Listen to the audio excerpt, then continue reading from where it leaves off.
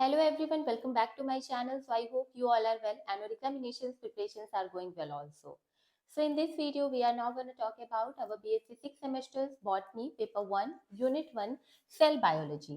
ठीक है, cell biology की ये हमारी क्लास 6 है. इसका मतलब हम लोगों ने ऑलरेडी क्लास 5 जो है लाइक 1 2 3 4 5 क्लासेस कंप्लीट कर ली हैं.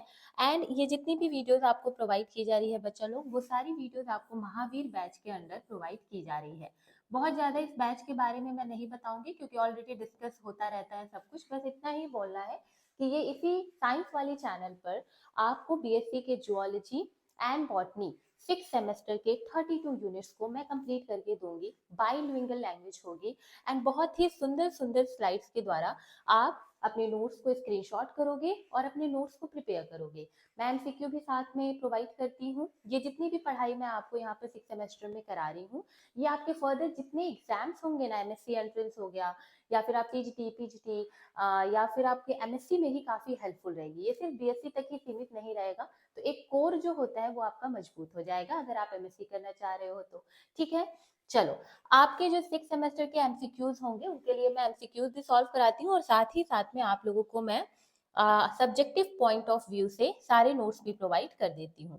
आज का जो हमारा टॉपिक है वो है सेल साइकिल. ठीक है, हम सेल साइकिल के बारे में आज पढ़ेंगे. उससे पहले हम लोगों ने इतने सारी चीजें पढ़ रखी है सेल बायोलॉजी में, जिसमें हमने मेजर ऑर्गेनेल्स जो आपके यूनिट में थे उन्हें कंप्लीट किया है. हमने फिर क्रोमोसोम्स के बारे में पढ़ा है.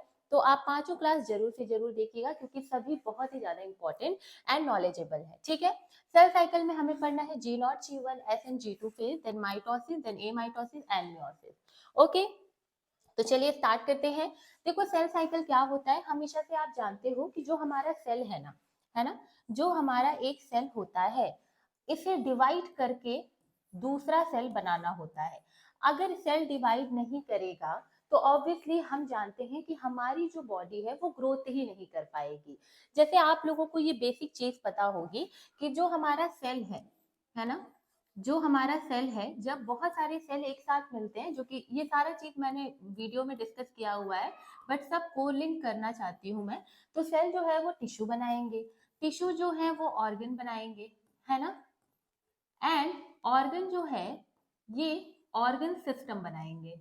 ठीक है, एंड ऑर्गन सिस्टम जो है ये आपको एक इंडिविजुअल बना करके दे देगा. जैसे कि आप हो, आपके सारे ऑर्गन है ना, हार्ट है, किडनी है. ठीक है, तो आप ये बताओ, ये इंडिविजुअल बना दिया. नाउ ठीक है, इंडिविजुअल तक तो हम पहुंच गए. ये जो सेल है ये कहाँ से आ रहा है बताइए.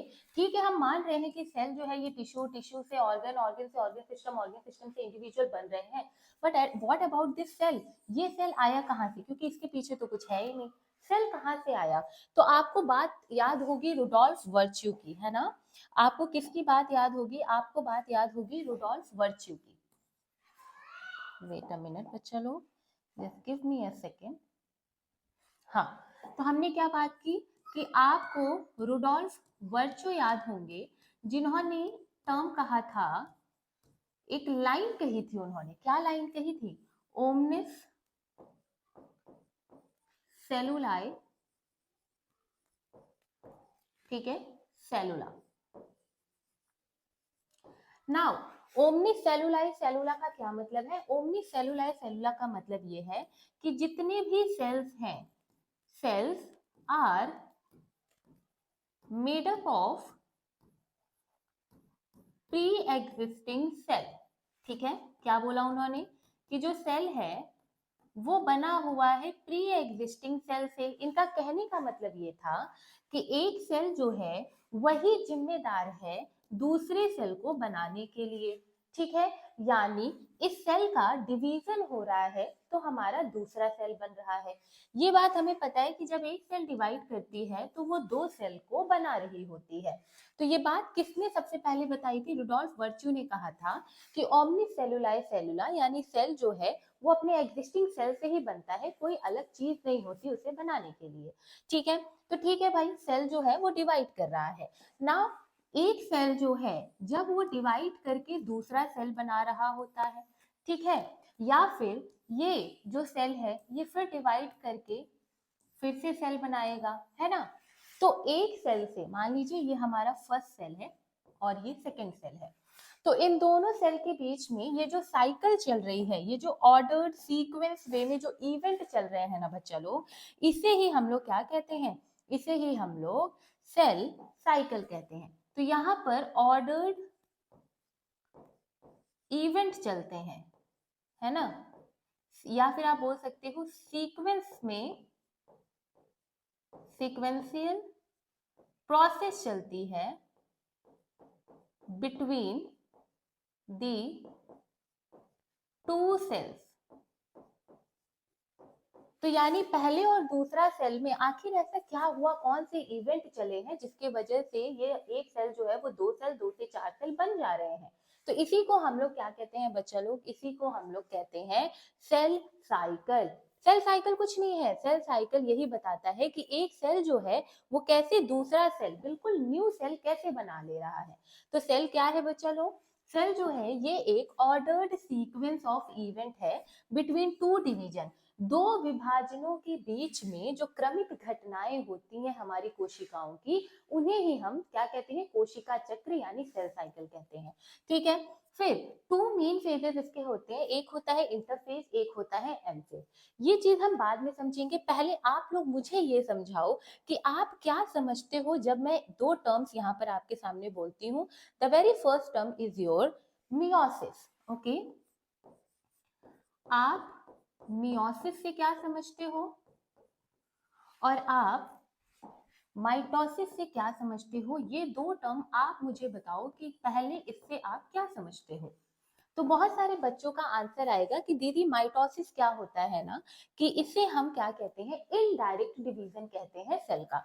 वेरी गुड, जिन बच्चों ने बताया, देखिए बिल्कुल सही बात है कि इनडायरेक्ट सेल डिवीजन जो है उसे ही हम क्या कह रहे हैं, इनडायरेक्ट सेल डिवीजन जो है इसे हम कह रहे हैं माइटोसिस। कहने का क्या मतलब कि जब यहाँ पर हमारा सेल डिवाइड करेगा और दो सेल बनाएगा, तो इन सेल्स में किसी भी तरह की प्लॉइडी लेवल चेंज नहीं होगी। मैंने क्रोमोसोम वाली वीडियो में आपको पढ़ाया था कि डाइप्लॉइड हाइप्लॉइड, मैंने बताया था अगर हैप्लॉइड सेल है तो कैसे आप उसका डाइप्लॉइड बताओगे, डाइप्लॉइड है तो कैसे हैप्लॉइड बता दोगे।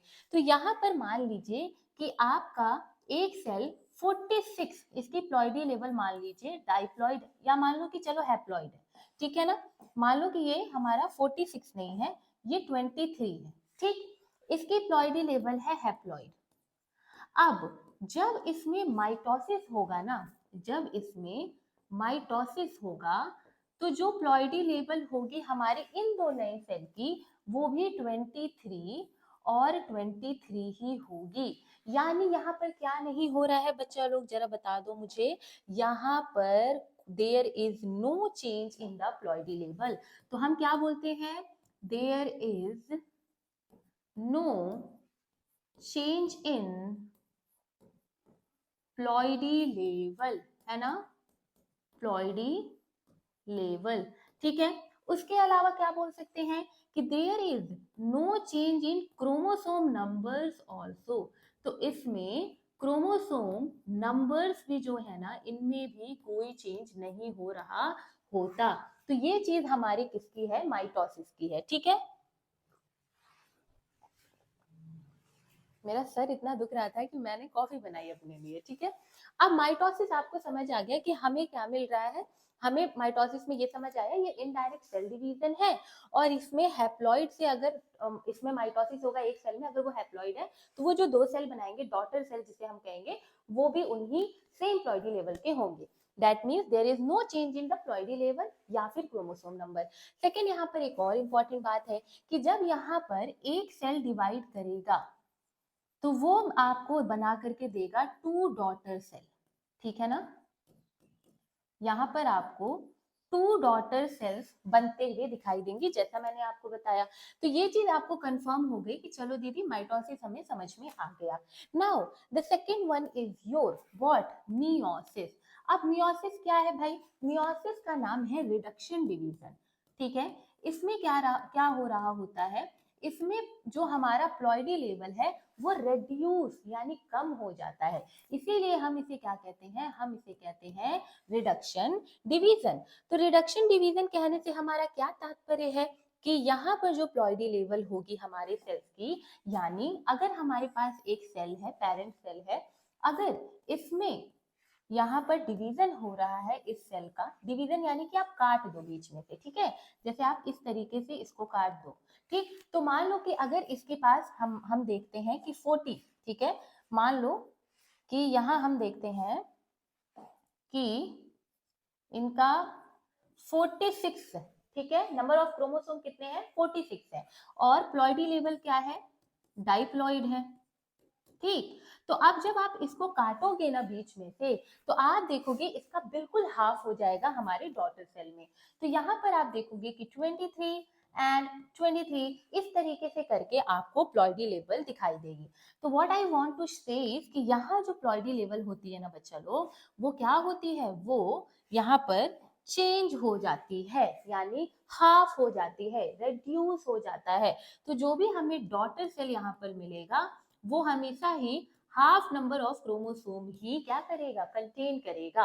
अब यहाँ बहुत इंपॉर्टेंट चीज ये है जानने की कि यहाँ पर हमेशा ही मियोसिस जो है वो 4 आपको डॉटर सेल बना के देते हैं, यानी बच्चा लोग जब इसमें भी डिवीजन होगा ना इस तरीके से 1 2 3 एंड 4, तो आपको एक सेल से मियोसिस के बाद आपको 4 सेल्स मिलेंगे, ठीक है। ये चीज आपको याद रखनी है क्योंकि यही इसका मेजर इंपॉर्टेंट पॉइंट है कि यहाँ पर जब एक सेल डिवाइड करती है तो वो आपको 4 सेल्स बना करके देती है।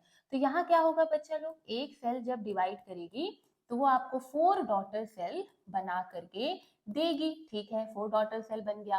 तो ये बताओ यहाँ से यहाँ का डिवीजन हो रहा है, तो ये फर्स्ट राउंड हुआ ना, ये तो फर्स्ट राउंड हुआ, तो इसे हम क्या कहेंगे, इसे हम कहेंगे मियोसिस 1, ठीक है, इसे हम कहेंगे मियोसिस 1।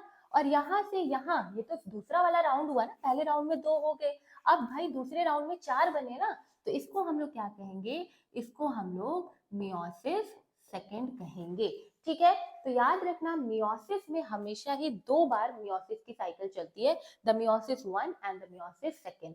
एक जो सेल है वो आपको 4 डॉटर सेल बना करके देंगी।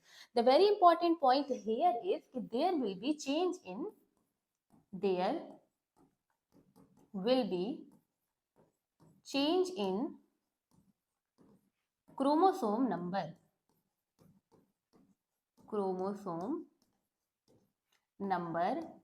और आप लिख सकते हो प्लॉइडी, ठीक है।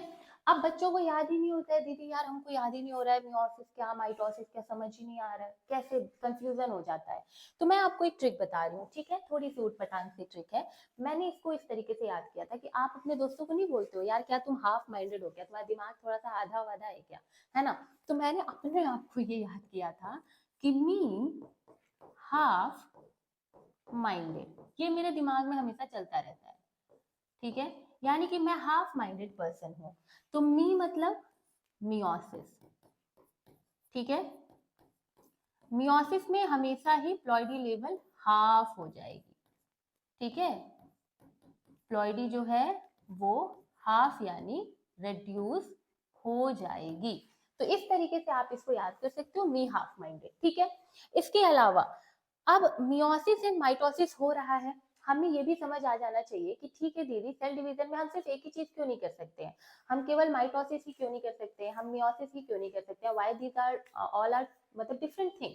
देखो मियोसिस जो होता है ये स्पेसिफिकली किस चीज में पाया जाता है, मियोसिस स्पेसिफिकली आपको उन सेल्स में दिखाई देंगे जो हमारे गैमेट सेल होंगे, क्या होंगे, जो गैमेट सेल होंगे ना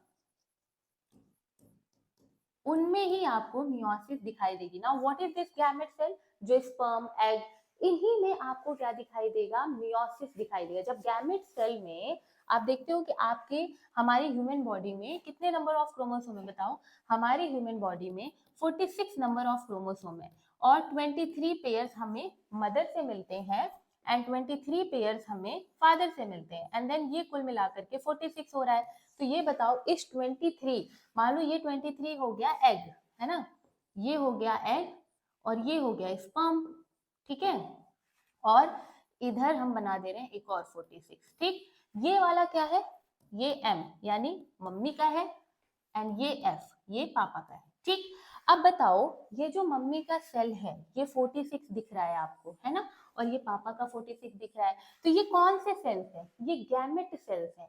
इन्हीं गैमेट सेल में मियोसिस हो रहा है, तब जाके आपको एग एंड स्पर्म मिल रहा है। तो गैमेट सेल में मियोसिस होना इज वेरी इंपॉर्टेंट।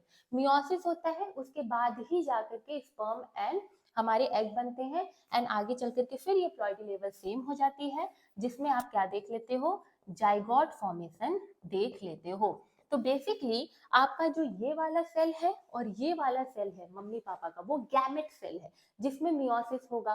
ठीक, तो ये समझ आ गया कि मियोसिस हमेशा ही गैमेट सेल में पाया जाता है। उसके बाद अगर हम बात करें माइटोसिस की, तो माइटोसिस हमेशा सोमैटिक सेल्स में पाए जाते हैं। सोमैटिक सेल्स कौन से? जो आप पूरी बॉडी आपकी ग्रोथ हुई है ना, आप पहले क्या थे? आप एक छोटे से बच्चे थे, है ना, पहले आप बिल्कुल छोटे से बच्चे थे, फिर आप क्या हुए? आप बड़े हुए, है ना, फिर आप और बड़े हुए, ऐसे करके आप बढ़ ही रहे हो ना, ग्रोथ में बढ़ रहे हो। तो ये बताओ, एक सेल ग्रो कर रही होगी तभी तो आप बढ़ रहे हो, ये सेल की ग्रोथ हो रही है। तो जितनी भी हमारे सेल्स की ग्रोथ है ना, हमारी बॉडी बन रही है, या फिर मान लो कि आपके फेस पे यहाँ पे चोट लग जाए, है ना, चोट लग गई, अब ये सेल यहाँ की सारी डैमेज हो गई, अगर सेल रिपेयर ही नहीं करेगी, सेल डिवाइड ही नहीं करेगी, तो फिर ये जगह तो कभी अपने एक्चुअल चीज में आ ही नहीं पाएगी, आपकी चोट वैसे ही रह जाएगी। बहुत जरूरी है ना सेल का रिपेयर करना। तो वो कैसे रिपेयर होगा? जब सेल डिवाइड होगा, नए सेल्स बनेंगे, है ना। तो सोमैटिक सेल्स वो सेल्स होते हैं जो हमारे ओवरऑल बॉडी को क्या करवा रहे होते हैं, जो ओवरऑल हमारी बॉडी को मेंटेन कर रहे होते हैं, उनकी ग्रोथ एंड डेवलपमेंट जो है, यही हमारी क्या कहलाती है? कि सोमैटिक सेल्स हैं, और इसमें आपको माइटोसिस देखने को मिलेगा। ठीक है, एक अलग बला और है जिनका नाम है ए माइटोसिस। ठीक है, एक होते हैं ए माइटोसिस। मैंने हमेशा से आपको बताया था कि ए मतलब होता है एब्सेंट, यानी किसी तरीके का यहाँ पर आपको माइटोसिस नहीं दिखाई देगा, यानी यहाँ पर डायरेक्ट डेवलपमेंट होगा। ठीक है, यहाँ पर क्या होगा? डायरेक्ट डेवलपमेंट आपको देखने को मिलेगा। और ये बेसिकली आपके जो प्रोटोजोअन्स हो गए, लाइक यूनिसेलुलर आप ऑर्गेनिजम्स बोल लो, तो यूनिसेलुलर ऑर्गेनिजम्स में ये क्या होते हैं? डायरेक्टली डिवाइड कर जाते हैं, जैसे प्रोटोजोअन्स वगैरह हो गए, तो उसमें जो डिवीजन हो रहा है वो हमारा ए माइटोसिस हो रहा है। ठीक, माइटोसिस, मियोसिस, ए माइटोसिस समझ में आया। अब हम आगे बढ़ते हैं एंड फिर आपको सारी चीजें इंटरफेज एम ये सब हम समझा देते हैं, ठीक है ना। चलो, कहाँ पे थे हम लोग? Cell cycle. ठीक है, आप इसका स्क्रीनशॉट लो, तब तक मैं थोड़ा एक कॉफी की सिप ले लेती हूँ, है ना।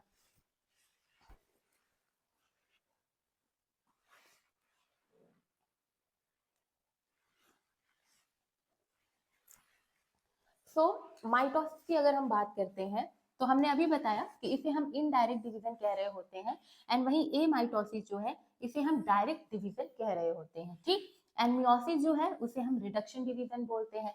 माइटोसिस सोमैटिक सेल्स में पाए जा रहे हैं, ठीक है। वहीं पर अगर हम मियोसिस की बात करें तो वो रिप्रोडक्टिव सेल्स में पाई जा रही हैं, जिसे आप गैमेट सेल भी कहते हो। ठीक है, उसके बाद ए माइटोसिस यूनिसेलुलर ऑर्गेनिजम्स में पाए जाते हैं, जैसे कि protozoans, yeast and fetal membranes of vertebrate. ठीक है, तो आपको याद रखना है समसूत्री विभाजन शारीरिक कोशिकाओं में पाए जाते हैं, अर्धसूत्री विभाजन प्रजनन कोशिकाओं में पाए जाते हैं, और ए माइटोसिस जो है वो प्रोटोजोआ जैसे ईस्ट, प्रोटोजोआ ईस्ट या सूक्ष्म जो जीव होते हैं उनमें देखे जाते हैं। ठीक, then importance of cell division, जो मैंने आपको बताया कि जीनोमिक कंटिन्यूटी को बनाए रखने के लिए सेल डिवाइड करना बहुत जरूरी है। अगर सेल डिवाइड नहीं करेगी तो कोई नया ऑफस्प्रिंग नहीं बनेगा, कोई नया बच्चा ही नहीं बन पाएगा, है ना। और फिर कोई स्पीसीज अपनी जो क्या बोलते हैं जनरेशन है उसको कैसे चला पाएगा, फिर तो वो स्पीसीज की एग्जिस्टेंस ही खत्म हो जाएगी। तो सेल डिवाइड करना इज वेरी इंपॉर्टेंट। ग्रोथ कराता है, रिपेयर कराता है, रीजनरेशन, मैंने बोला ना पहले आप छोटे से थे फिर आप बड़े हुए, तो ये ग्रोथ हो रही है ना, कि आपके बाल छोटे से थे बड़े हुए, है ना। तो ये सारी चीजें। फिर इनेबल एसेक्सुअल रिप्रोडक्शन, रिप्रोडक्शन जो हमारा एसेक्सुअल रिप्रोडक्शन से हाइड्रा वगैरह में होता है, बडिंग वगैरह होता है, उसमें भी क्लोन्स बनाने के लिए बिल्कुल आइडेंटिकल जो हमारे डॉटर सेल्स हो जाते हैं, बिल्कुल पेरेंट्स से जो आइडेंटिकल होते हैं, उन्हें हम क्लोन्स कहते हैं। फिर ये एसेंशियल होता है development from zygote to adult. ठीक है, जाइगोट से एक एडल्ट तक बनने का पूरा सफर जो है वो सिर्फ हमारे सेल डिवीजन पे ही निर्धारित होता है। क्यों? क्योंकि आपको पता है कि एक एग है और एक स्पर्म है, ठीक है, ये आते हैं तो ये जाइगोट बनाते हैं, फिर जाइगोट आगे चल करके ब्लास्टुला, मॉर्यूला, इस तरीके से आगे पूरा एम्ब्रियो का डेवलपमेंट हो रहा होता है, ओवरऑल आपकी एक बॉडी अच्छे से तैयार होती है। So the basis is what? The basis is your cell division, ठीक है। Then moving on our interface, तो जैसा मैंने आपको बताया कि हमारा जो सेल साइकिल है, मैं ब्लैक स्लाइड ले लेती हूँ, ठीक है। देखो, अगर हम बात करें सेल साइकिल की, ठीक है, तो सेल साइकिल जो है ये आपके दो चरणों में विभाजित है, आप कह सकते हो। The very first and the second one is, the very first one is your M phase, sorry interphase, ठीक है, एक मिनट, हाँ, तो पहला क्या है? इंटरफेज है, और दूसरा क्या है? एम फेज है। अब एम मतलब माइटोसिस भी हो सकता है, एम मतलब मियोसिस भी हो सकता है। जनरली हम लोग माइटोसिस पढ़ते हैं, मैं आपको दोनों पढ़ाऊंगी, ठीक है।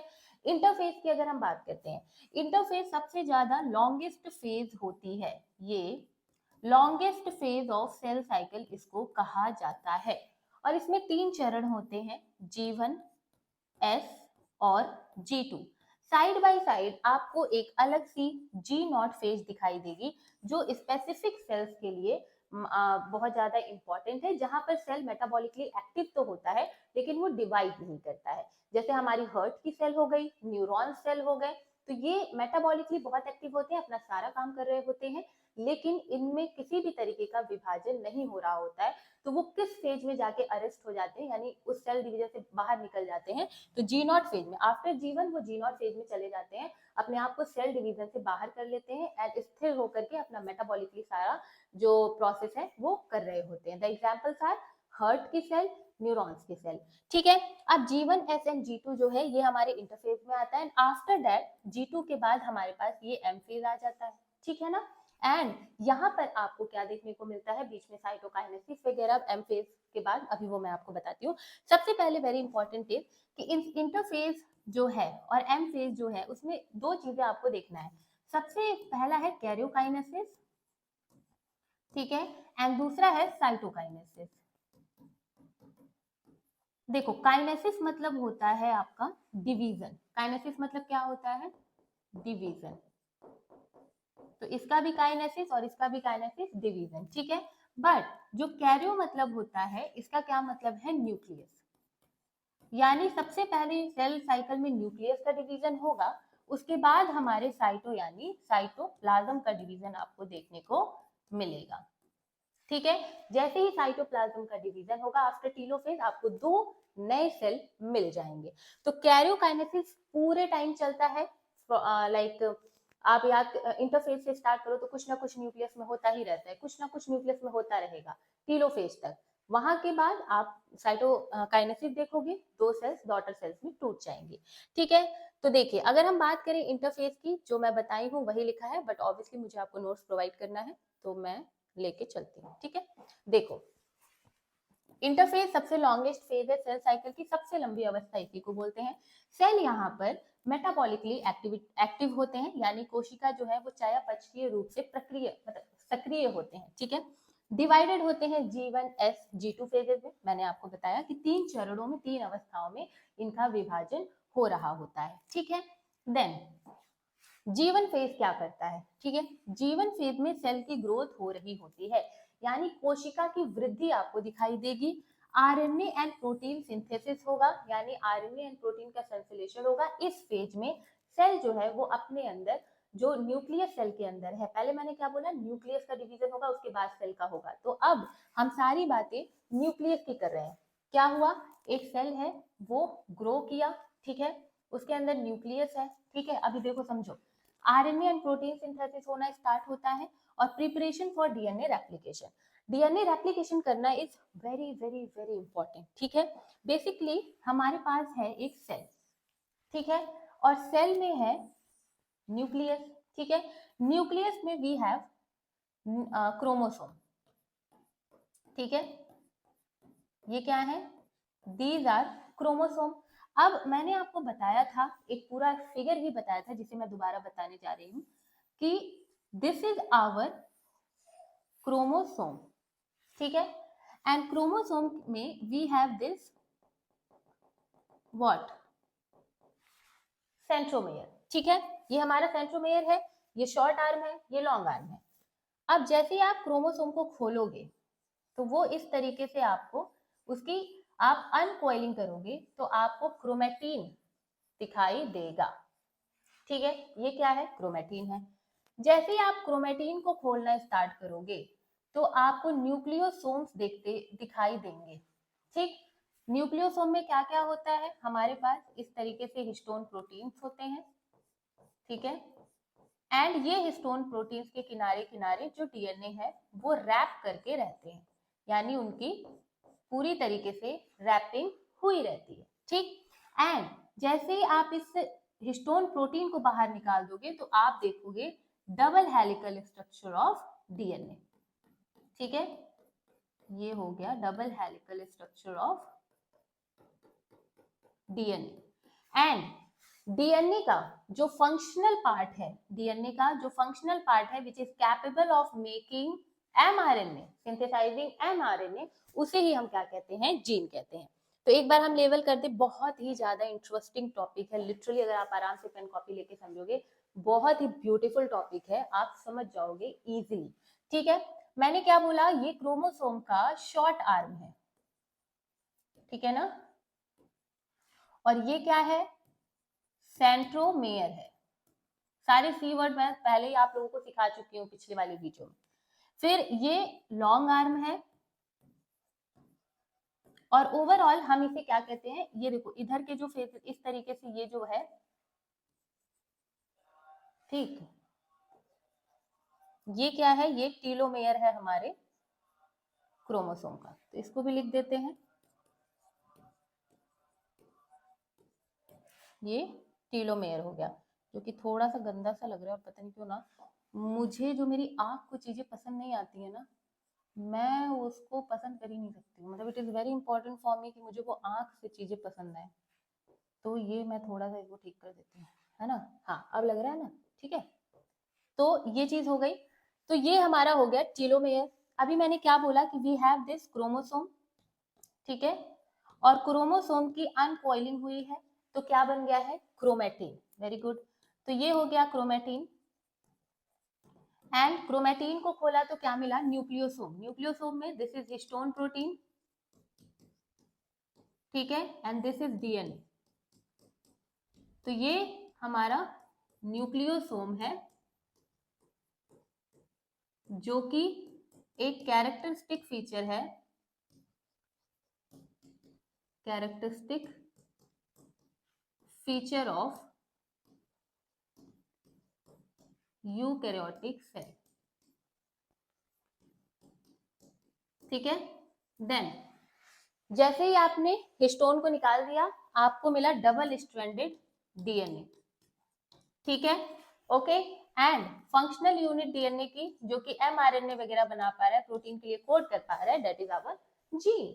तो यही चीज है आपका ओवरऑल क्रोमोसोम की, एक अंदर तक आप घुस के देखो, तो मेरा ये बनाने का मतलब ये था कि आपको क्या पता है कि हेरिडिटी किससे ट्रांसफर हो रही है, हेरिडिटी के लिए इंपॉर्टेंट कौन है, जेनेटिक मटेरियल क्या है, बोलोगे दीदी डीएनए, ये बताओ डीएनए जेनेटिक मटेरियल है तो क्या क्रोमेटीन नहीं है, क्या है, क्योंकि डीएनए का ही तो कॉइल्ड फॉर्म क्रोमेटीन है, अगर क्रोमेटीन है तो क्या क्रोमोसोम नहीं है क्या, भाई इसका ही कॉइल्ड फॉर्म तो क्रोमोसोम है, तो क्रोमोसोम भी तो हमारा हेरिडिटरी मटेरियल, जेनेटिक मटेरियल हुआ। तो जब हम एक नॉर्मल सेल देख रहे होते हैं ना बच्चा लोग, जब हम एक नॉर्मल सेल देख रहे होते हैं तो हमें इस तरीके से पहले कुछ नहीं दिख रहा होता, हमें पता है क्या दिखता है, हमें दिखता है यहाँ पर एक न्यूक्लियोसोम, ठीक है, और हमें दिखता है इस तरीके से क्रोमेटीन, तो ये हमारी एक नॉर्मल सेल है जो अब डिवाइड करने के लिए तैयार है, ठीक। तो मैं अब आपसे यही चीज देखो, ये क्या है, ये हमारे पास सेल हो गया, ये न्यूक्लियस हो गया, ये क्रोमेटीन हो गया, और ये हो गया न्यूक्लियोसोम, ठीक है, ये सॉरी न्यूक्लियोसोम नहीं, न्यूक्लियोलस, ठीक है, my bad, I am sorry, ये क्या है, न्यूक्लियोलस, ठीक है, ये आपको समझ में आया। अब इस सेल को डिवाइड करना है तो सबसे पहले वो इंटरफेस देखेगा। क्या देखेगा, इंटरफेस देखेगा। इंटरफेस में 3 स्टेजेस मैंने आपको बताए, ठीक है। If you want to take the screenshot you can, copy में बना लेना, ठीक है। देखो, अगर हम बात करते हैं इंटरफेस की, इंटरफेस, ठीक, इंटरफेज में मैंने आपको कहा कि वी हैव 3 फेजेस, ठीक है दीदी, सही बोला आपने। पहला है हमारे पास G1 फेज, दूसरा है हमारे पास S फेज और तीसरा है हमारे पास G2 फेज, ठीक है। इसमें कोई दिक्कत है क्या किसी को, कोई भी दिक्कत हो तो बता दो। जो चीज मैंने अभी आपको बताई उसमें कोई दिक्कत है कि हमारे पास G1 फेज है, S फेज है एंड उसको लीड करता हुआ हमारा G2 फेज है। जब एक सेल इंटरफेस में आता है, जब उसे डिवाइड करना होता है, तो वो सबसे पहले सेल की ग्रोथ होती है। और वो ग्रोथ कहाँ होती है, हमारे जीवन फेज में, क्योंकि ये सबसे पहला फेज है। तो अभी धीरे धीरे चीजें क्या होंगी, स्टार्ट होगा। बेसिकली यहाँ पर ये बोला जाता है कि डिवीजन होना स्टार्ट नहीं हो रहा होता है, अंदर की चीजें अभी अलग अलग होना, सेपरेट होना स्टार्ट नहीं करती है। सिर्फ हमारा इंटरफेज में जो सेल है, cells are metabolically active, metabolically active to divide, मतलब एकदम एक्साइटेड है हमारा सेल कि भाई अब तो डिवाइड करके ही रहेंगे। हमारा सेल क्या है, बिल्कुल मेटाबॉलिकली एक्टिव है, एकदम फुल जोश में है कि हम तो अब डिवाइड करके रहेंगे। तो यहाँ ज्यादा कुछ नहीं हो रहा होता है, बस मेटाबॉलिकली एक्टिव है, वो एक्साइटेशन है। एक्साइटेशन में वो क्या क्या करते हैं मैं वो बता रही हूँ। जीवन फेज में क्या हो रहा होता है ना, एक सेल में सबसे पहले सेल की ग्रोथ हो रही होती है, सेल ग्रोथ आपको यहाँ पर देखने को मिलता है। फिर यहाँ पर आरएनए एंड प्रोटीन की सिंथेसिस आपको देखने को मिलती है, ठीक है, आरएनए एंड प्रोटीन की सिंथेसिस दिखती है। अब अगर मैंने आपको बताया था कि न्यूक्लियस पहले, कैरियोकाइनेसिस पहले होता है, न्यूक्लियस पहले डिवाइड होगा। न्यूक्लियस में क्या क्या है बताओ, क्रोमैटिन ही तो है, बोलो वही तो है, डीएनए ही तो है ना, क्रोमैटिन कंडेंस फॉर्म है डीएनए का, डीएनए ही तो है। तो अगर हम डीएनए को डुप्लीकेट कर दें, हम डीएनए का कंटेंट बढ़ाना चाहते हैं, तो वो फेज इंटरफेज में ही आपको देखने को मिलेगा। तो जीवन फेज में सेल अपने आप को प्रिपेयर, सारी चीजें प्रिपेयर कर रहा होता है, preparation for DNA replication. DNA replication के लिए सेल अपने आप को बिल्कुल क्या कर रहा होता है, तैयार कर रहा होता है जीवन फेज में, ठीक है ना। ये चीज आपको समझ आ गई कि जीवन फेज में क्या हो रहा है, सेल ग्रो कर रहा है, आरएनए प्रोटीन की सिंथेसिस हो रही है एंड डीएनए रेप्लिकेशन के लिए प्रिपरेशन हो रही है, ठीक। अब एस फेज में यही कंटिन्यूटी करते हुए कि ठीक है इसमें प्रिपरेशन हुई है, तो इसमें हमारा जो डीएनए है ना वो रेप्लिकेट कर जाता है। डीएनए रेप्लिकेशन यहाँ पर देखने को मिलता है, ठीक। डीएनए रेप्लिकेशन होने की वजह से जो हमारा डीएनए कंटेंट है सेल में, डीएनए कंटेंट यानी कि डीएनए का अमाउंट आप समझ लो, वो क्या हो जाता है, वो बढ़ जाता है ना, वो बढ़ जाता है। उसके अलावा डीएनए रेप्लिकेशन होने का मतलब बिल्कुल नहीं है कि हमारा क्रोमोसोम डुप्लीकेट हो गया या क्रोमोसोम के नंबर्स में चेंजेस आ गए, बिल्कुल भी नहीं। मैं आपसे क्या बोल रही हूँ कि हमारा ये डीएनए क्या कर रहा है, रेप्लिकेट कर रहा है, तो उसके कंटेंट बढ़ रहे हैं। मैं ये नहीं कह रही हूँ कि हमारा क्रोमोसोम डबल हो गया। क्रोमोसोम अगर हमारी बॉडी में 23 है तो वो 23 ही रहेगा, ठीक है, उसमें कोई चेंज नहीं आएगा, लेकिन डीएनए जो है वो रेप्लिकेट कर सकता है। तो हमारे एस फेज में ना जब डीएनए रेप्लिकेट करता है तो डीएनए का कंटेंट तो बढ़ जाता है, लेकिन क्रोमोसोम नंबर जो है उस पर कोई इफेक्ट नहीं पड़ता है। तो क्रोमोसोम नंबर जो है वो अनचेंज्ड रहता है, ठीक है, हमारे एस फेज में। फिर we have our G2 phase. G2 phase में कुछ नहीं है, कुछ भी नहीं है, सिर्फ स्पिंडल फाइबर्स जो है, स्पिंडल आप बोल सकते हो प्रोटीन, सिंथेसिस होना स्टार्ट हो जाता है। बस ये हमारा इंटरफेज का मामला है। पहले पढ़ ले, उसके बाद फिर मैं आपको एम फेज के बारे में बता देती हूँ, ठीक है। हाँ, तो ये चीज आपको समझ में आ गई। यहाँ डीएनए रेप्लिकेशन की प्रोसेस चल रही है। अब आरएनए प्रोटीन डीएनए रेप्लिकेशन की प्रोसेस होने के बाद कुछ सेल्स होते हैं जो जी नॉट फेज में चले जाते हैं, यानी वो सेल साइकिल से बाहर निकल जाते हैं, वो एग्जिट मार लेते हैं। हमें नहीं आगे का सेल साइकिल करना, हमें नहीं डिवाइड करना है, लेकिन डिवीजन ना करते हुए भी वो मेटाबॉलिकली बहुत एक्टिवेट रहते हैं, यानी विभाजन नहीं होगा लेकिन वो काम करने के लिए सक्रिय रहेंगे। और ऐसा आपको नर्व सेल में दिखाई देता है, यानी तांत्रिक कोशिकाओं में, तंत्रिका कोशिकाओं में, और दूसरा हमारे हृदय की जो कोशिकाएं होती हैं, जो हार्ट सेल होता है, उसमें जी नॉट फेज आपको देखने को मिलता है।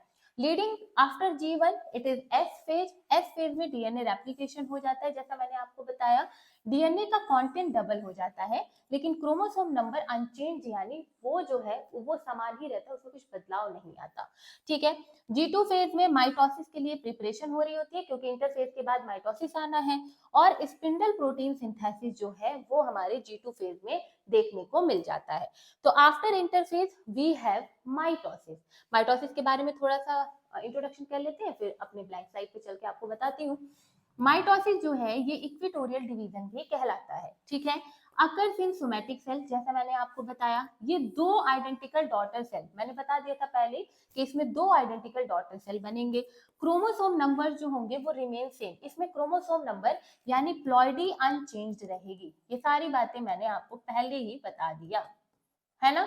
तो अब इसमें सेल डिवाइड कैसे कर रहा है, इसमें जो सेल है, अच्छा ये भी पढ़ लो कि स्ट्रैसबर्गर ने प्लांट में, ठीक है, स्ट्रैसबर्गर ने 1875 में माइटोसिस को सबसे पहले पौधों में क्या किया था, ऑब्जर्व किया। माइटोसिस टर्म जो है उसको फ्लेमिंग ने दिया है, और एनिमल्स में इन्होंने इस विभाजन को देखा था। स्टेजेस क्या है, स्टेजेस माइटोसिस की है prophase, metaphase, anaphase, telophase, and after that cytokinesis, यानी कि सेल जो है वो डिवाइड, साइटोप्लाज्म जो है वो डिवाइड कर जाता है, ठीक है ना। एम फेज में वी हैव, अब इसको कैसे याद रखना है, पीएम एट, अब याद कर लेना, PM eight railway station, PM at this, PM at that, किसी भी जगह पे, तो हमारे प्राइम मिनिस्टर किसी जगह पर है। तो पीएम मतलब प्रोफेज, मेटाफेज, एनाफेज, टीलोफेज। अब सब में क्या क्या हो रहा होता है देख लो। प्रोफेज में ये चीज, अच्छा चलो मैं अपनी स्लाइड से आपको बताती हूँ। चलो पहले हम प्रोफेज, ये उल्टी स्लाइड लग गई है, ठीक है। प्रोफेज में सबसे पहले क्रोमैटिन जो है वो कंडेंस कर रहा होता है कि क्रोमोसोम का फॉर्मेशन हो जाए, ठीक है। न्यूक्लियर मेम्ब्रेन हट जाती है, डिसअपियर हो जाती है, स्पिंडल फाइबर्स बनना स्टार्ट कर देते हैं। मेटाफेज में क्रोमोसोम अलाइन हो जाता है इक्वेटोरियल प्लेन पे, स्पिंडल फाइबर्स अटैच हो जाती हैं सेंट्रोमियर से, एंड ये बेस्ट स्टेज है कैरियोटाइपिंग की। जल्दी जल्दी इसलिए बता रही हूँ क्योंकि मुझे फिगर बना के अभी ये सारा एकदम हलवा क्लियर हो जाएगा, ठीक है। एनाफेज में सेंट्रोमियर्स जो है वो डिवाइड कर जाते हैं, सिस्टर क्रोमेटिड सेपरेट हो जाते हैं, डॉटर क्रोमोसोम पोल्स की तरफ वो जाने लगती हैं।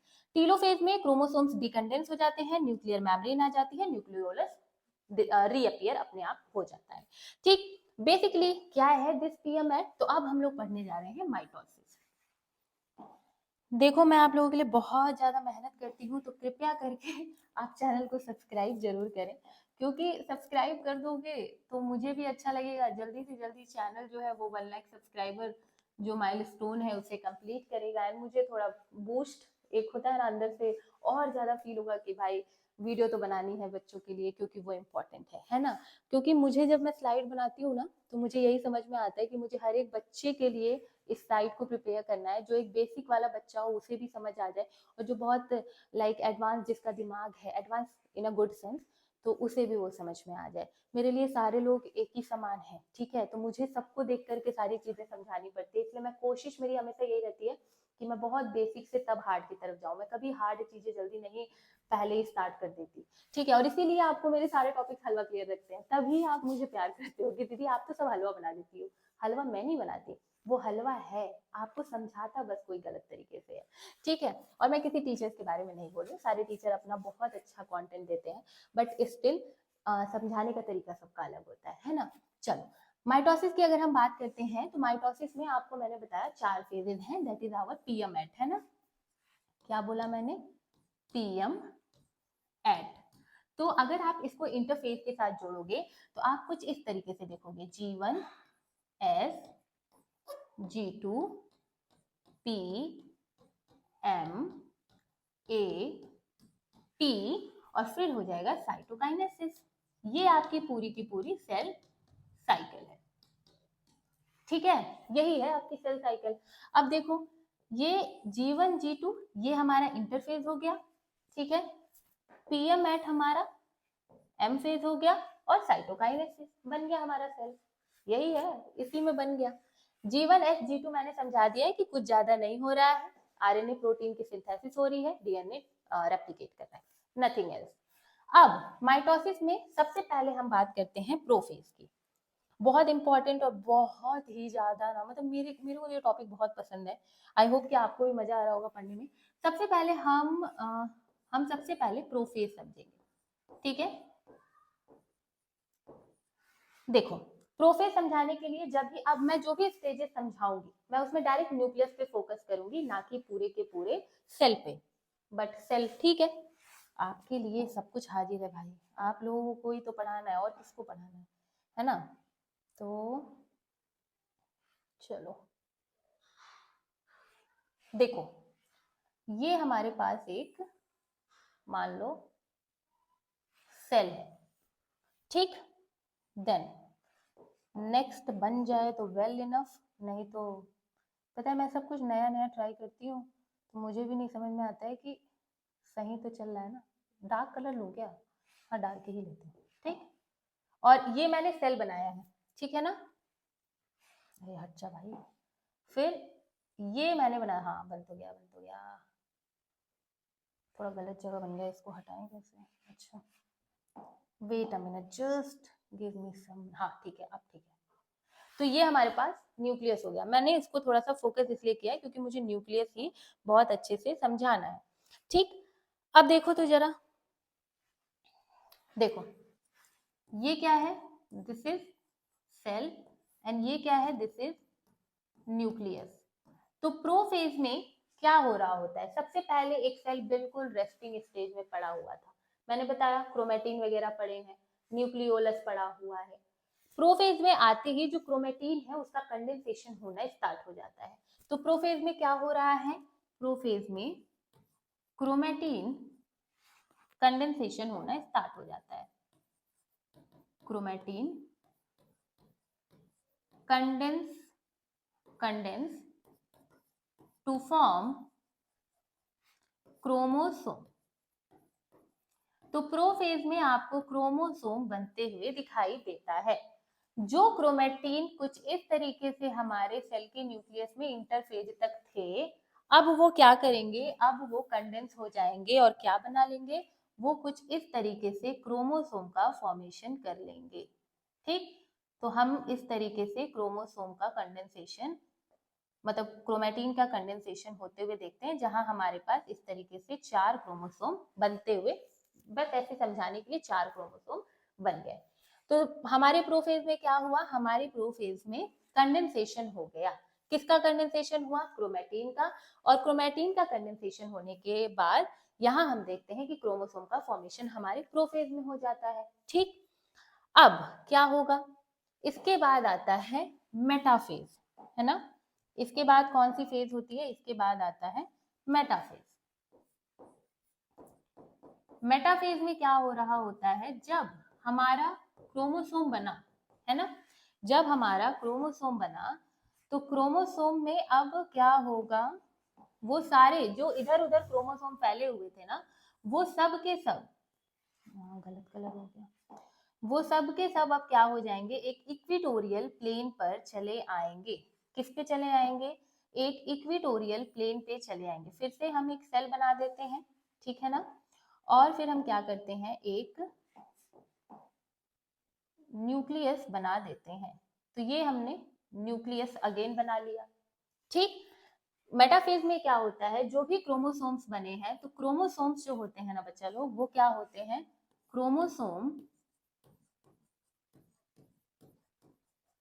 Chromosomes aligned on equatorial plane, ठीक है, इक्विटोरियल प्लेन।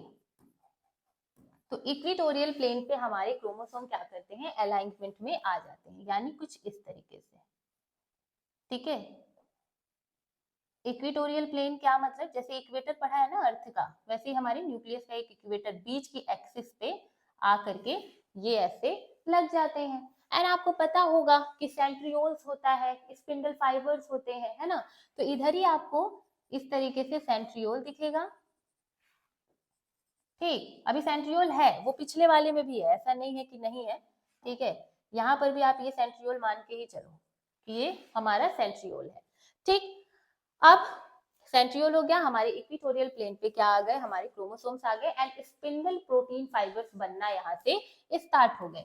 यानी धीरे धीरे यहाँ पर आपको स्पिंडल फाइबर भी इस तरीके से बनते हुए दिखाई दे देंगे। ठीक है, कुछ इस तरीके से बनते हुए दिखाई दे देंगे। तो स्पिंडल फाइबर बनना इनिशिएशन होता है। मेन इवेंट क्या है कि क्रोमोसोम इक्वेटोरियल प्लेन पे आकर के लग जाते हैं। देन इसके बाद हमारा कौन सा फेज है, एनाफेज। ठीक, अब एनाफेज में क्या हो रहा है, एनाफेज में जो इक्वेटोरियल प्लेन पे हमारे सेल्स थे, ठीक, जो this is again our cell and this is our,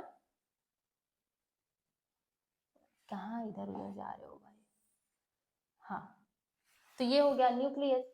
अब यहाँ मैंने आपको बताया कि वी हैव आवर इक्वेटोरियल, ये क्या कहते हैं, सेंट्रियोल। ठीक है, और इक्वेटोरियल प्लेन पे क्रोमोसोम थे मेटाफेज में। एनाफेज में वो क्या हो जाते हैं, अलग हो जाते हैं, अपोजिट पोल पे चले आते हैं, कुछ इस तरीके से क्रोमोसोम्स सेपरेट हो जाते हैं और अपोजिट पोल पर आ जाते हैं। ठीक, इस तरीके से, और स्पिंडल फाइबर से जुड़ जाते हैं। ये हो गए क्रोमेटिड। क्रोमेटिड क्या होता है, पढ़ा रखा है, क्रोमेटिड 1/2 पार्ट जो है हमारे क्रोमोसोम का, उसे ही हम क्रोमेटिड कहते हैं। नहीं पता है तो मैं एक बार रिवाइज कर दे रही हूँ। देखो, दिस इज आवर क्रोमोसोम, ठीक, एंड ये हमारा सेंट्रोमेयर है। ठीक है ना, तो ये वाला जो पोर्शन है ना, ये हमारा एक क्रोमेटिड है, 1/2। ठीक, इसी को अगर मैं निकाल दूं तो ये सेंट्रोमेयर से कुछ इस तरीके से नहीं बन जाएगा। और ये जो दूसरा पार्ट है,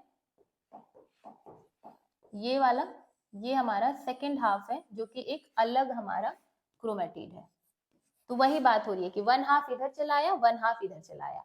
स्पिंडल फाइबर से जुड़ने के लिए जो हमारा ये सेंट्रोमेयर है, यहाँ पे ये बीच में क्या है, ये सेंट्रोसोम है ना, सेंट्रोमेयर सेंट्रोसोम है। तो यहाँ पर जब स्पिंडल फाइबर से ये सेंट्रोसोम जुड़ जाते हैं, तो ये जो सेंट्रोसोम से जुड़े हुए हैं ना, अब इस स्पेशल स्ट्रक्चर को, जहाँ स्पिंडल फाइबर और सेंट्रोमेयर आपको देखने को मिलेगा, उस स्पेशल स्ट्रक्चर को हम क्या बोलेंगे, काइनेटोकोर बोलेंगे। क्योंकि हमारा स्पिंडल फाइबर डायरेक्टली डीएनए वगैरह से नहीं जुड़ सकता है, इसीलिए वो क्या करता है, काइनेटोकोर के द्वारा हमारे जो क्रोमोसोम है उनको अपोजिट पोल्स पर खींच लेता है। तो इस एनाफेज में क्या हो रहा है, जो क्रोमेटिड्स हैं, chromatids move toward opposite pole, ये अपोजिट पोल्स के तरफ मूव कर जाते हैं। ये एक इनका अपोजिट, एक इनका अपोजिट। अब आपको समझ आ रहा होगा। अब टीलोफेज में क्या होगा, बस यहां से ये सेल खत्म। ठीक है, अब बता रही हूं मैं ऐसे, अब देखो क्या होगा। टीलोफेज में क्या होगा, आई होप आपको सब समझ आ रहा है एंड आप इसको अपनी कॉपी में लिख रहे हो। देखो, मैं चाहती तो स्लाइड वगैरह से आराम से पढ़ा देती है ना, बट मैं इतनी मेहनत कर रही हूँ आपके लिए, ठीक, कि आपको समझने में थोड़ी आसानी हो और अच्छा लगे। तो अपनी कॉपी में साथ साथ में बनाते चलो। ये हो गया टीलोफेज। टीलोफेज में हम क्या देखते हैं, again we have a cell, again we have a cell.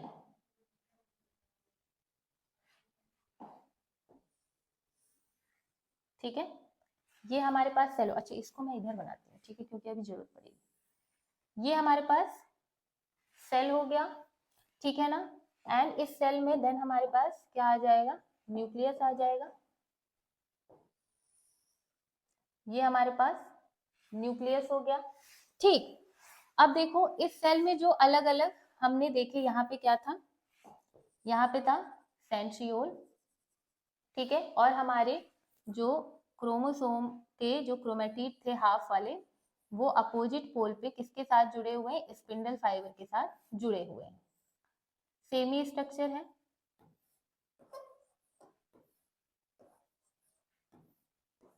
ठीक, ये हो गया।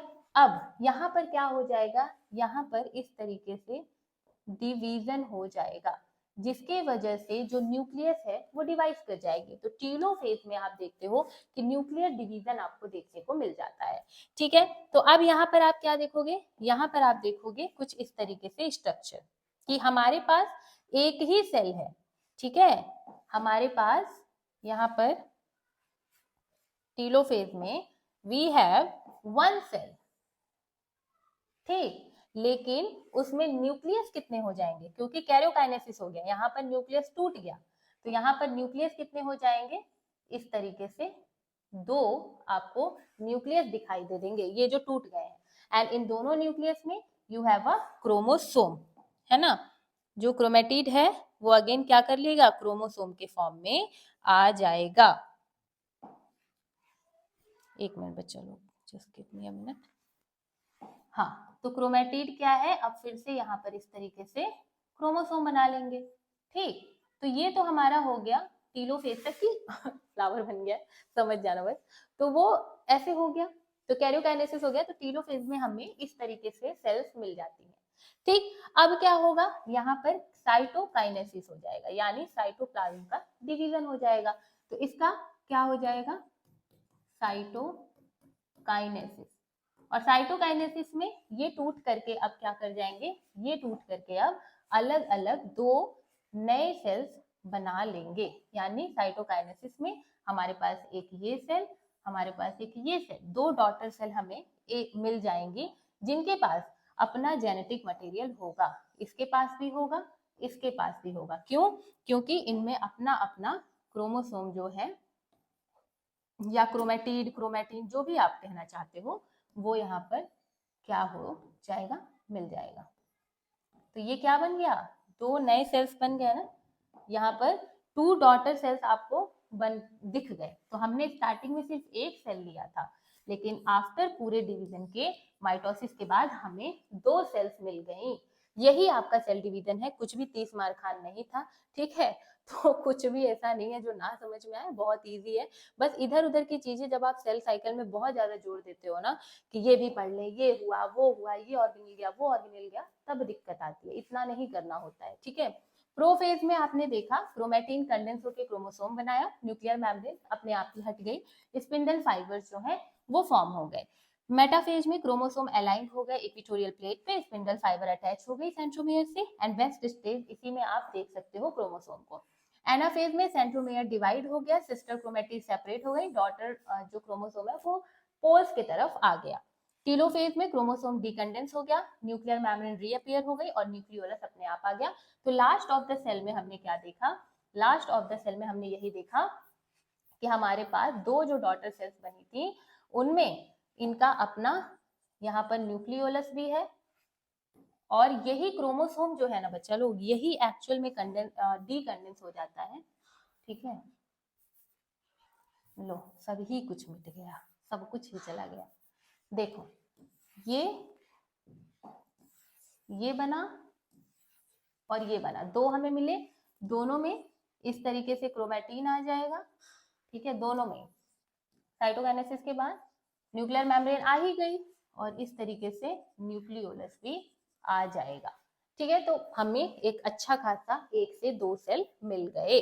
ठीक है, अब ये हो गई पूरी बात माइटोसिस की, prophase, metaphase, anaphase, telophase. Now हम पढ़ लेते हैं साइटोकाइनेसिस के बारे में। साइटोकाइनेसिस में डिवीजन ऑफ साइटोप्लाज्म होता है, और अगेन हमें दो सेल मिल जाती हैं। एनिमल सेल में साइटोप्लाज्म क्लीवेज फरो के द्वारा हो रहा होता है, वहीं प्लांट सेल में साइटोप्लेस्ट के द्वारा साइटोकाइनेसिस होता है। आपसे पूछा जाता है कि साइटोकाइनेसिस जो है वो हमारे प्लांट सेल में किस तरह से हो रहा है और एनिमल सेल में किस तरह से हो रहा है। द डिफरेंस इज कि एनिमल सेल में क्लीवेज फरो की वजह से हो रहा है, एंड प्लांट सेल में सेल प्लेट्स की वजह से हो रहा है। ठीक है, अच्छा, उसके बाद हम बात करें एग्जाम मतलब फोकस पॉइंट से तो ये पूछा जाता है कि डीएनए रेप्लिकेशन किस स्टेज में होता है, तो एस फेज में होता है। और लॉन्गेस्ट फेज कौन सा है, तो इंटरफेज है। इंटरफेज में G1S G2 फेज आते हैं। इंपॉर्टेंस ऑफ माइटोसिस क्या है कि ऑर्गेनिज्म की ग्रोथ बहुत अच्छे से, जीव की वृद्धि हो पाती है, रिपेयर एंड रीजनरेशन हो पाता है, एसेक्सुअल रिप्रोडक्शन यहाँ पर आपको देखने को मिलता है, मतलब एसेक्सुअल रिप्रोडक्शन का बेसिस माइटोसिस ही है, और जेनेटिक स्टेबिलिटी आपको यहाँ पर मिलती है। Now the topic is meiosis. Meiosis में मैंने आपको क्या बताया कि ये एक रिडक्शन डिवीजन है। यहाँ पर ploidy level chromosome number half हो जाता है। एक सेल से हमें 4 सेल मिलते हैं।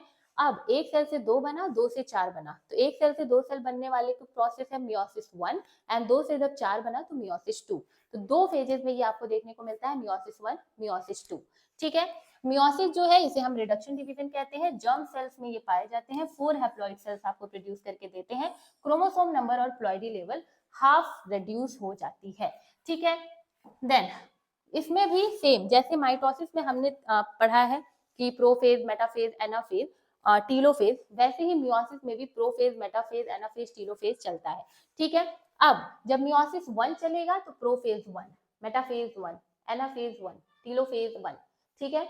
जब मियोसिस 2 चलेगा, प्रोफेज 2, मेटाफेज 2, एनाफेज 2, टीलोफेज 2, कुछ इस तरीके से आपका मियोसिस जो है वो डन होगा। ठीक है। हमेशा ही जो मियोसिस 1 होता है सेम ही चीज मियोसिस 2 भी फॉलो कर रहा होता है। इसीलिए हम लोग सिर्फ मियोसिस 1 पढ़ते हैं, एंड मियोसिस 2 सिमिलरली मियोसिस 1 के ही तरह चल रहा होता है, कोई डिफरेंस नहीं है। क्योंकि हमने पढ़ा ना कि एक सेल से जब दूसरा सेल बन रहा है तो जो साइकिल इसके बीच चलेगी, जब ये सेल अपना सेल बनाएगा तो सेम तो इसमें भी चलेगा ना, तो सेम ही चल रहा होता है। दैट इज वाई हम सिर्फ मियोसिस 1 पढ़ के छोड़ देते हैं और मियोसिस 2 हम समझ जाते हैं कि सेम ही रिपीट होने वाला है। ठीक है। चलो, प्रोफेज 1 क्या है, सबसे ज्यादा longest most complex stage meiosis की प्रोफेज 1 है। इसमें होमोलॉगस क्रोमोसोम्स पेयर यानी साइनेप्सिस बनना स्टार्ट होता है। क्रॉसिंग ओवर इसमें देखने को मिलती है, एंड सब स्टेजेस प्रेजेंट होते हैं। यानी क्या समझा प्रोफेज 1 में कि सबसे लॉन्गेस्ट फेज है मियोसिस का, यहाँ पर क्रॉसिंग ओवर देखने को मिलती है, होमोलॉगस क्रोमोसोम्स पेयर बनते हैं, जिसे आप साइनेप्सिस कहते हो। साइनेप्सिस क्या है, होमोलॉगस क्रोमोसोम पेयर है। फिर सब स्टेजेस इसमें कौन कौन से हैं, लीजा, पैक कर दे डिब्बा और दे दे। ठीक है। Leptotene, zygotene, pachytene, diplotene, diakinesis. मैंने कैसे याद किया था, लीजा, पैक करके डिब्बा दे दे। ठीक है। तो ये चीज आपको याद रखना है। इसको सीक्वेंस में पूछा जाता है कि पहले कौन सा सीक्वेंस आता है, तो लेप्टोटीन, जैगोटीन, पैकेटीन, डिप्लोटीन, डाइकेनेसिस। ठीक है। अब इन सारे स्टेजेस में क्या क्या होता है मैं उसकी बात करती हूँ। देखो, लेप्टोटीन में क्रोमोमेयर बनता है। जो टर्म बहुत इंपॉर्टेंट है उनको मैं यहाँ लिख दूंगी। क्रोमोमेयर का फॉर्मेशन किसमें हो रहा होता है, लेप्टोटीन में हो रहा होता है। बेसिकली हम देखते हैं कि हमारे पास सेल है ना।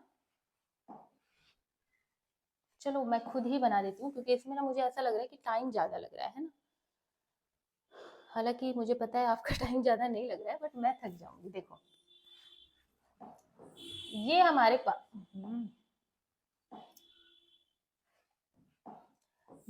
पास एक सेल है। ठीक है। लेप्टोटीन में क्या हो रहा होता है, हम देखते हैं कि पहले सेल के न्यूक्लियस में जितने भी क्रोमैटिन है वो सब पड़े होते हैं, कंडेंस हो जाते हैं। प्रोफेज में कंडेंसेशन होता है, जैसे हमने पिछला पढ़ा, कंडेंसेशन होकर के क्रोमोसोम बन जाते हैं। यहाँ पर क्या होता है, 2 टाइप के क्रोमोसोम पाए जाएंगे, मतलब होमोलॉगस क्रोमोसोम्स आपको देखने को मिलते हैं। मियोसिस अगर करनी है तो उस सेल में होमोलॉगस क्रोमोसोम देखने को मिलेंगे। ठीक है। होमोलॉगस क्रोमोसोम को मैं इसी तरीके से बनाऊंगी। ओहो, व्हाट,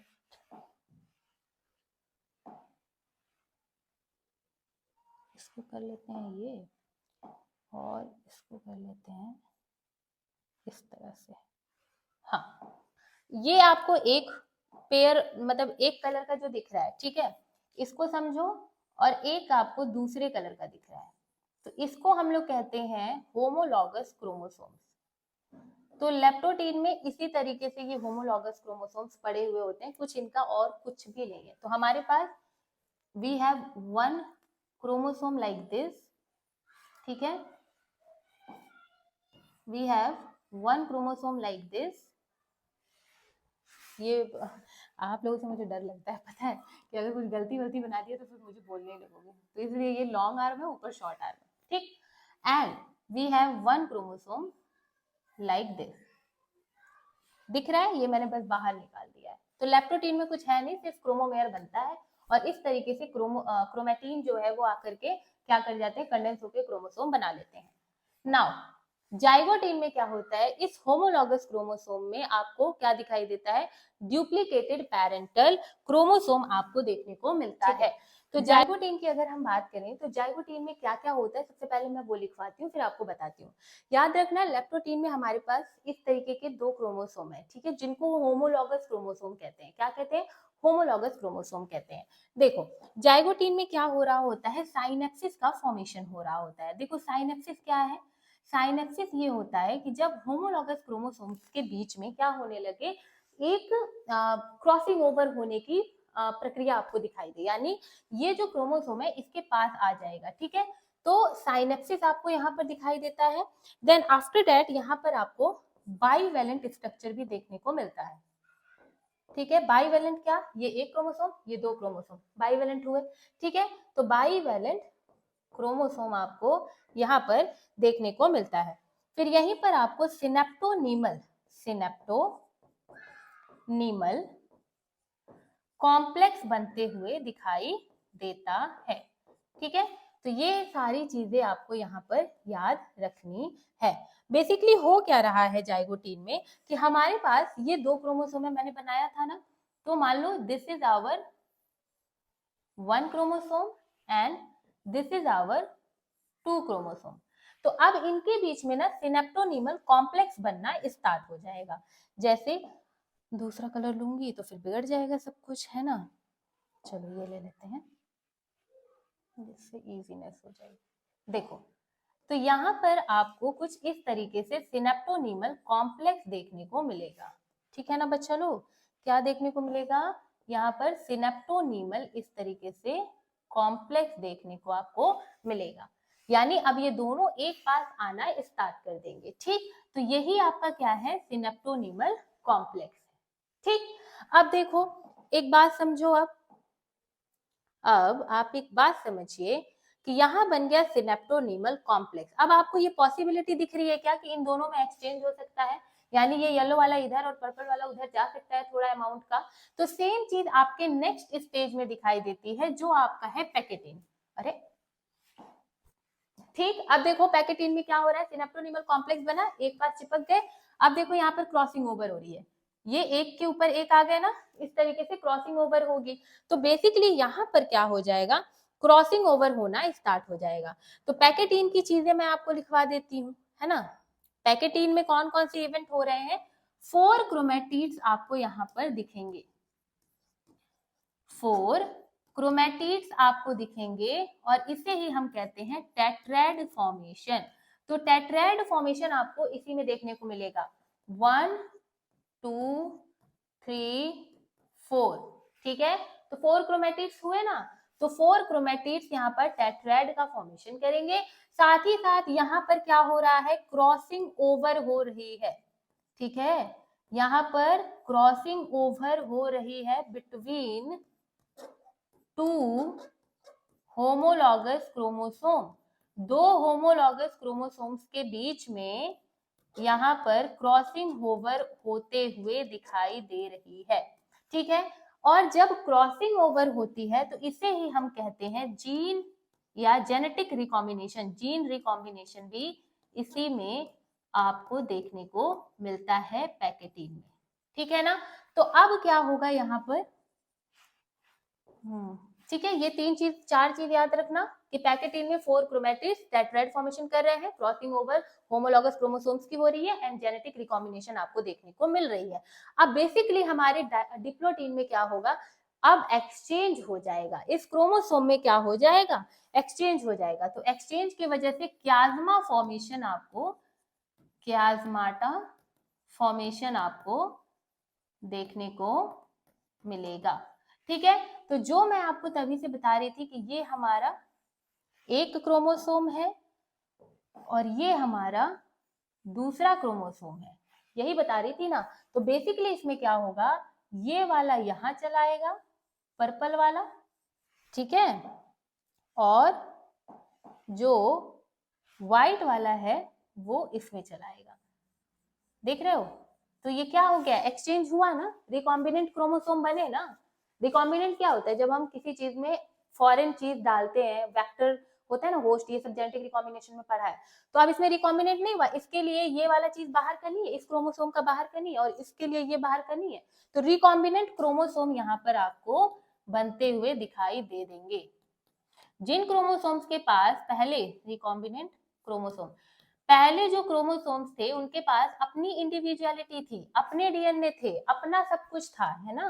पहले क्या था, देखो जब हम लोगों ने यहाँ लेप्टोटीन में क्रोमोसोम लिया तो इनके पास अपनी अपनी इंडिविजुअलिटी है ना, इनके पास अपना डीएनए है, अपना कुछ जीन होगा। तो मान लो ये मदर का जीन है, मदर का क्रोमोसोम है, और ये फादर का क्रोमोसोम है, तो दोनों अपने अपने इंडिविजुअल है ना, इंडिविजुअल है ना, तो इंडिविजुअल है। अब क्या होगा, अब धीरे धीरे मम्मी पापा की मिक्स हो रहा है, कैरेक्टर्स मिक्स हो रहे हैं, तो अब क्या हो रहा है, एक नया यहाँ पर क्रोमोसोम बनता हुआ दिखाई दे दिया, इनके कुछ और इनके कुछ। इसीलिए हम लोग कहते हैं ना कि यार तुम्हारी मम्मी के बाल और तुम्हारे बाल एकदम सेम दिख रहे हैं, तुम्हारे पापा की आंख और मेरी आंख बिल्कुल, मतलब तुम्हारे पापा की आंख और तुम्हारी आंख बिल्कुल सेम दिख रही है, ठीक है ना। तो इस तरीके से आपको डिप्लोटीन में आप पूरी चीजें देख लेते हो। डाइकाइनेसिस में क्या होता है, टर्मिनलाइजेशन हो जाता है, ठीक है, मतलब जो भी प्रोसेसेस चल रही थी वो यहाँ पर स्टॉप हो जाएंगी, टर्मिनाइजेशन हो गया, ठीक है।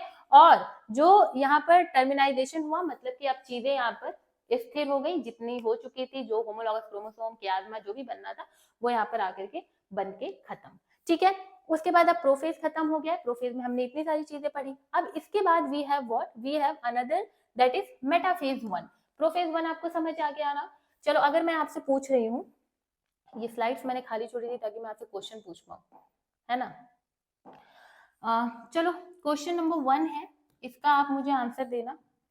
क्वेश्चंस ना कराऊं तो फिर मुझे ना अजीब सा होने लगता है कि बच्चे पढ़ रहे हैं और क्वेश्चन ही ना करें तो फिर बेचारे करेंगे क्या वो, है ना। क्वेश्चन दे देती हूँ। क्वेश्चन 1 है, crossing over takes place in, crossing over takes place in, ठीक है। एक आपका ये क्वेश्चन है।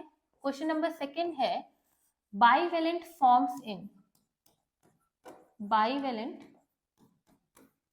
Forms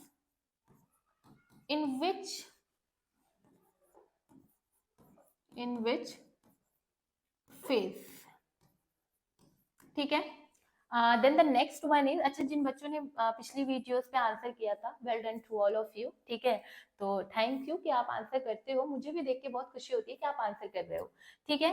then we have synaptonemal complex, synaptonemal complex is seen in which phase, ठीक है। तो इन तीनों का आप मुझे आंसर दे देना, आपको वैसे ही सब रिवाइज हो जाएगा प्रोफेज 1 से। अब मेटाफेज 1 की अगर हम बात करें, मेटाफेज 1 में होमोलॉगस क्रोमोसोम्स जो होते हैं फिर वो इक्वेटर पे आ जाते हैं। अब देखो जैसे वहां पे नॉर्मल क्रोमोसोम्स जो हो रहे थे ना वो इक्वेटर पे आ रहे हैं, यहाँ होमोलॉगस में क्या हो रहा है कि हमारे पास 2 होमोलॉगस क्रोमोसोम्स थे, उनमें क्रॉसिंग ओवर हुई, थोड़ा मटेरियल इसमें चलाया, थोड़ा मटेरियल इसमें चलाया, है तो क्रोमोसोम ही ना। फिर क्या हो रहा था, क्रोमोसोम का इक्वेटोरियल प्लेट पे आ रहे थे, क्रोमेटिड अलग हो जा रहा था पोल्स पे, एंड फिर साइटोकाइनेसिस होके खत्म। सेम यहाँ पर भी होगा, वहां क्रोमोसोम में क्रॉसिंग ओवर नहीं हो रही थी, यहाँ क्रोमोसोम में क्रॉसिंग ओवर हो रही है, ठीक है ना। एनाफेज में होमोलॉगस क्रोमोसोम्स देखो सेपरेट हो गए, centromere does not divide. Telophase में 2 हैप्लॉइड सेल वो आपको मिल गए बनते हुए, है ना।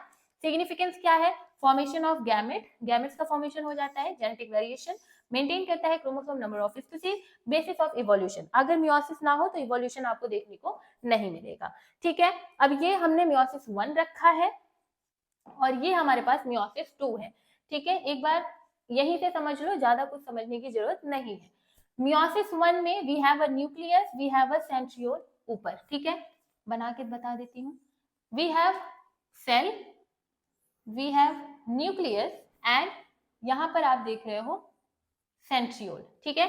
न्यूक्लियस में इसी तरीके से जो क्रोमेटिन है वो पड़ा हुआ है, ठीक है। अब देखो यहाँ 1 2 3 4 इस तरीके से सेंट्रियोल, ठीक है। ये हो गया हमारा मियोसिस 1 का। अब इसमें प्रोफेज 1 होगा, ये हमने एक सेल उठाई, अब इसमें प्रोफेज 1 होगा तो क्या होगा, सेंट्रियोल्स जो हैं वो देखो यहाँ पे सेपरेट हो रहे हैं, ठीक है। सेंट्रियोल्स यहाँ पर देखो इस तरीके से धीरे धीरे सेपरेट हो रहे हैं, सेपरेशन ऑफ सेंट्रियोल्स। और होमोलॉगस क्रोमोसोम का बनते हुए आपको दिखाई दे रहा है। होमोलॉगस क्रोमोसोम मींस कि वी हैव वन क्रोमोसोम, ठीक है, and we have second chromosome, ठीक है। ये हमारे क्या है, होमोलॉगस क्रोमोसोम्स हैं।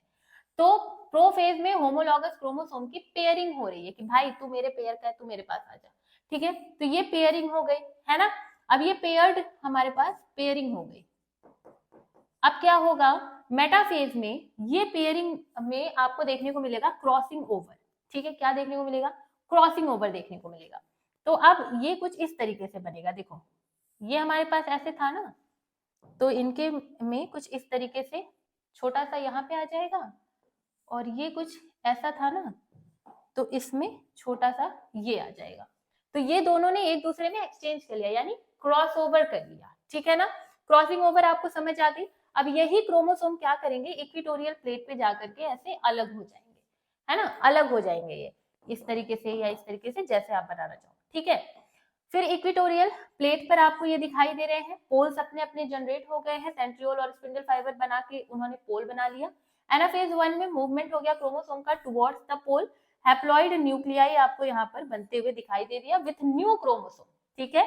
तो देखो ये इस और फिर साइटोकाइनेसिस में ये चीज टूट जाएगी और जो क्रोमोसोम्स थे वो डीकंडेंस हो जाएंगे और अगेन वो क्रोमेटिन में डीकंडेंस हो जाएंगे और क्रोमेटिन में वो बदल जाएंगे, जिससे हमें दो हैप्लॉइड सेल्स मिल जाएगा। ये मियोसिस 1 है। अब मियोसिस 2 में क्या होता है कि जो हमें दो हैप्लॉइड सेल मिला हुआ है, इसमें condensing and coiling of chromosome देखने को मिलेगा, ठीक है ना।